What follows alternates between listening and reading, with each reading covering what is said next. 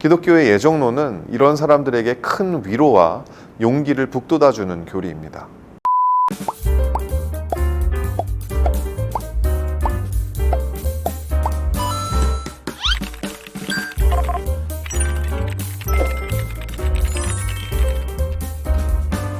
안녕하세요. 김 목사의 AS 시간입니다. 그동안 여러분 잘 지내셨나요? 이번 주 여러분과 함께 나눌 진물 먼저 소개해드립니다. 안녕하세요, 목사님. 저는 무교인 남자친구를 전도해서 같이 교회에 다니고 있습니다.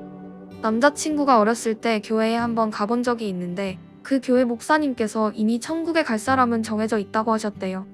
하나님은 이미 다 알고 계시다고요. 남자친구가 제게 이미 구원받을 사람이 정해져 있다면 천국 못 갈 사람들은 어떻게 살든 이미 결과가 정해진 게 아니냐고 저한테 물었어요.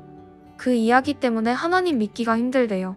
남자친구에게 어떻게 설명해야 할까요? 귀한 질문 감사드립니다. 남자친구분도 하나님을 믿기는 힘들지만 여자친구와 함께 교회에 나와주시는 것도 참 대단하신 것 같습니다. 제가 오늘 영상을 통해 드리는 답변이 아무쪼록 두 분의 교회 생활에 도움이 되었으면 좋겠고요. 특별히 남자친구분께서 기독교의 하나님을 이해하시는데 도움이 되었으면 좋겠습니다. 남자친구분께서 들었던 천국에 갈 사람은 정해져 있다라는 말은 사실입니다. 에베소서 1장 4절과 5절 말씀에 보면 하나님은 세상 창조 전에 그리스도 안에서 우리를 택하시고 사랑해 주셔서 하나님 앞에서 거룩하고 흠이 없는 사람이 되게 하셨습니다. 하나님은 하나님의 기뻐하시는 뜻을 따라 예수 그리스도를 통하여 우리를 하나님의 자녀로 삼으시기로 예정하신 것입니다.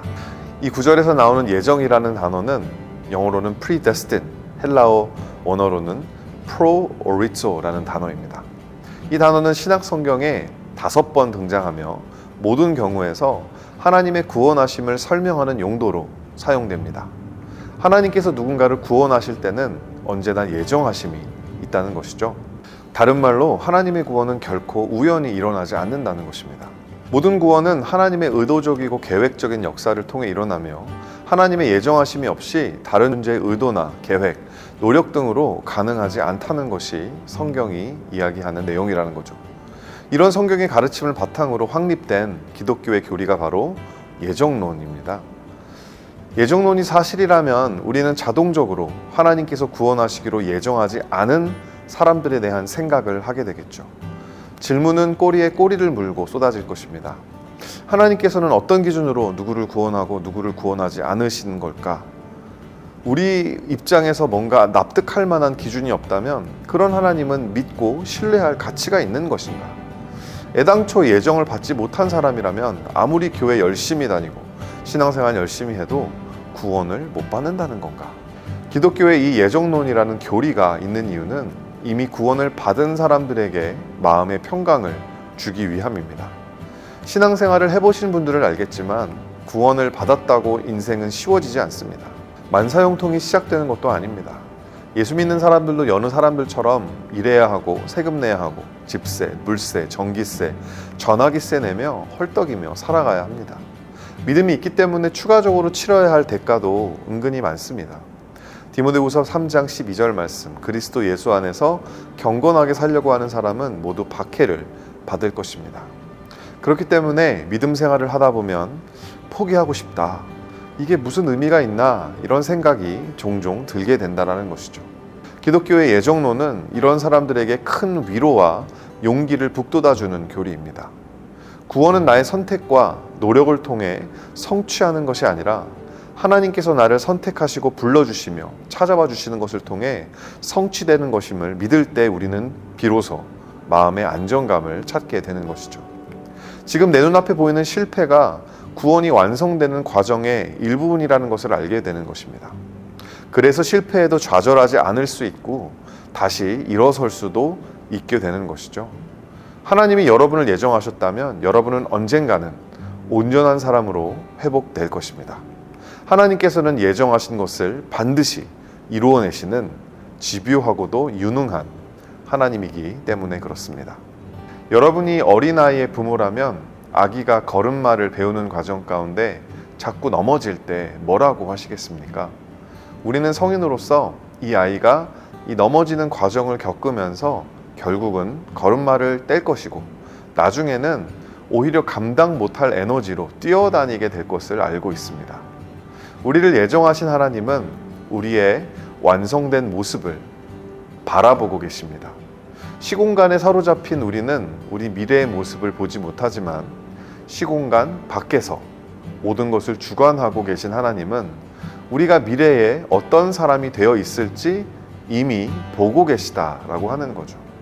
모든 것을 예정하시고 주관하시는 하나님의 관점은 과거 나의 모습과 지금 나의 모습 그리고 미래의 나의 모습을 한눈에 바라보시며 끊임없이 우리를 응원하고 격려하고 계시다라는 것입니다. 하지만 예수님을 믿지 않으시는 분들에게 예정론은 하나님의 차별 대우처럼 느껴지는 것이 사실일 것입니다. 누구는 예정하고 누구는 예정하지 않았다니 이건 너무 불공평한 건 아닙니까? 맞습니다. 하지만 실상은 그렇지 않습니다. 왜냐? 누가 예정을 받았고 받지 않았는지는 아무도 알지 못하기 때문입니다. 그것은 온전히 하나님의 절대적인 주권에 달려있는 것이죠. 로마서 9장 15절에서 16절 말씀입니다. 하나님께서 모세에게 말씀하시기를 내가 긍휼히 여길 사람을 긍휼히 여기고 불쌍히 여길 사람을 불쌍히 여기겠다 하셨습니다. 그러므로 그것은 사람의 의지나 노력에 달려있는 것이 아니라 하나님의 자비에 달려있습니다. 사람의 의지나 노력에 달려있는 것이 아니기 때문에 우리는 보여지는 것으로 하나님께서 누구를 예정하셨고 하지 않으셨는지 알 수 없습니다. 교회에는 예정된 사람들만 모여 있지 않습니다.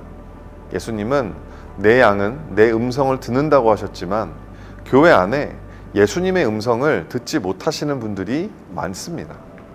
예수님은 가지가 포도나무에 붙어 있으면 열매를 많이 맺는다고 하셨지만 교회 안에 열매를 하나도 못 맺으시는 분들이 많이 있습니다.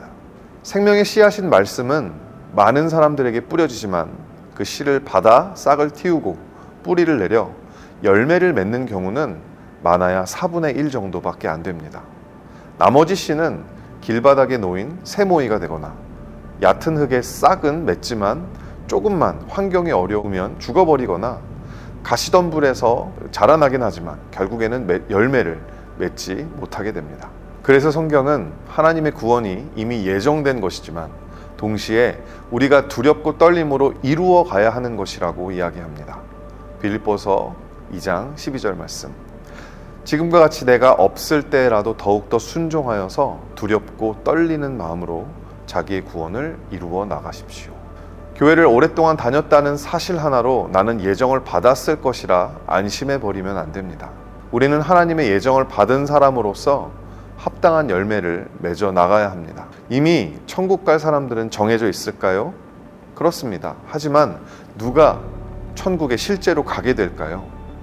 그것은 천국에 가봐야 알게 될 것입니다. 나 같은 죄인 살리신이라는 아주 유명한 찬송가를 작사하신 존 뉴튼 목사님께서 천국에 대해 이런 말씀을 하신 적이 있습니다. 내가 천국에 간다면 3가지 사실에 놀라게 될 것이다. 첫째, 천국에서 볼 일이 없을 거라 생각했던 사람이 천국에 있다는 것. 둘째, 천국에서 꼭 볼 줄 알았던 사람들이 천국에 없다는 것. 그리고 마지막, 내가 천국에 있다는 것. 이번 김 목사의 AS는 여기까지입니다. 여러분의 반짝이는 질문들을 기다리고 있습니다. 여러분 사랑하고 축복합니다. 안녕.